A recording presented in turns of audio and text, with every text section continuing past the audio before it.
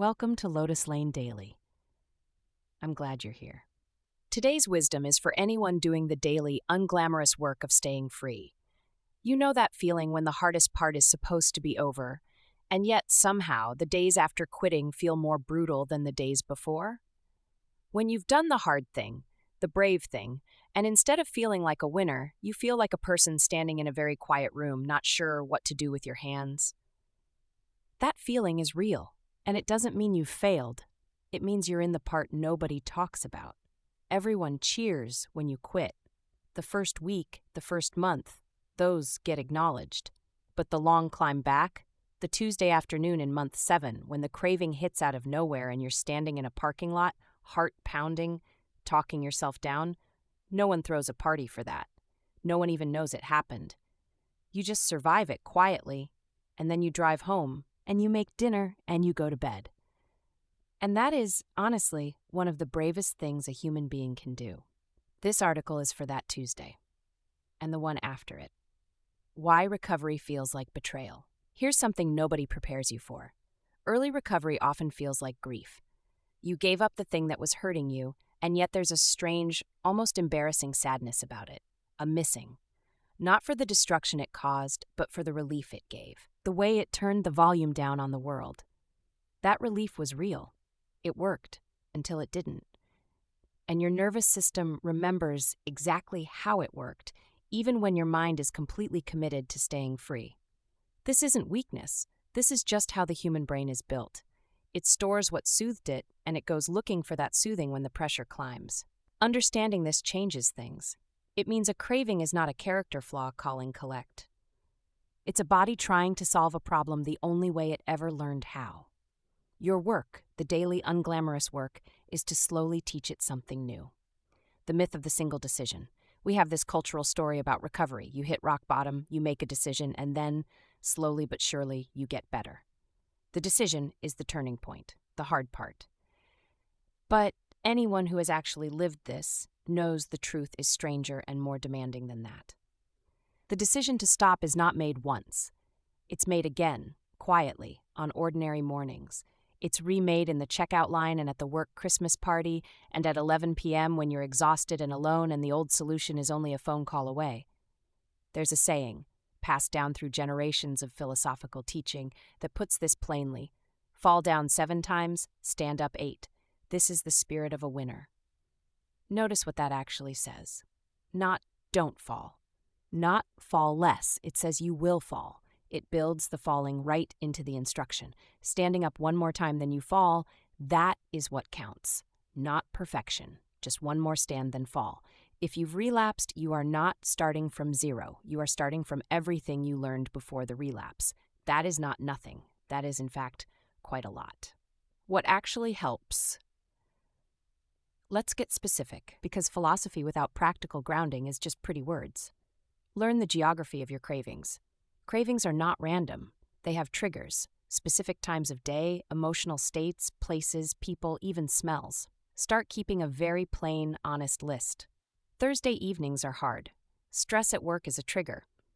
Being alone after 9 p.m. is dangerous territory. Once you can see the pattern, you can prepare for it. You can plan what you'll do in those windows instead of being ambushed. Build a 5-minute rule. When a craving hits, you do not have to conquer the rest of your life. You just have to get through the next 5 minutes. Do something physical. Walk outside, do 20 push-ups. Wash the dishes aggressively. Cravings are neurological events with a biological peak and decline. Most peak between 3 and 5 minutes and then begin to ease. You are not waiting them out forever. You are waiting them out for 5 minutes. One writer described this perfectly. The last 5 minutes of endurance, that is what decides victory or defeat. Never give up in the crucial moment. Those 5 minutes in the parking lot, those 5 minutes at 11 p.m., that is where the fight actually lives. Replace the function, not just the substance.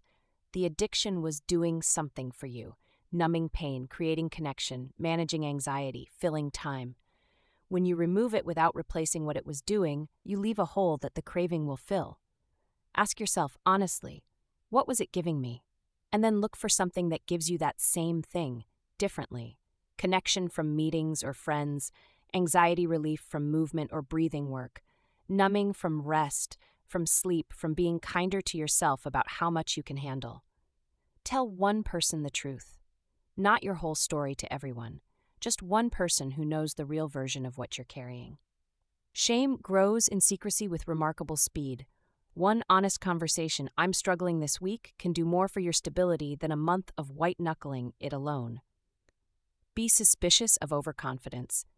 One of the most reliable warning signs of a coming relapse is a period of feeling completely fine.